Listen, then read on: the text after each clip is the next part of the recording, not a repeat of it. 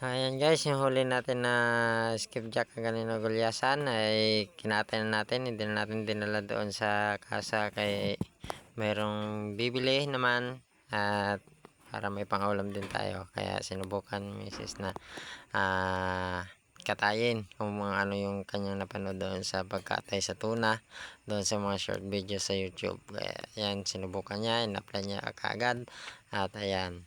At yung kilo po nito ay 4 na kilo lang yung aming napagbintahan.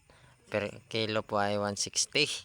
At ang binta po namin ay umabot din naman ng 640. Kaya ayan guys, puro laman lang po yung aming binenta. Para sa mga viewers dyan na hindi pa nakapag-subscribe, ay please subscribe at para kayo ay laging updated sa ating mga susunod mga uploaded na video. Maraming salamat.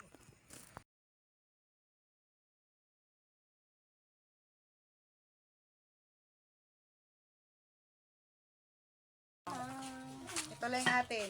Ito lang yung amin. Ayan po. Papahiwa po ba ito, ma'am? Yes. Akin din. Paki-slice ng cubes. Stress ako bigla sa cube. Kailangan may sukat. Kailangan plato. Lagyan natin ito. Ito ganito atin, Day. Mga ilang kainan niyan at Inday? Isang linggo. Grabe tikira! Divide na ba na ako, ne? Karoon pamahaw. Tago sa kamo ka. Linggo.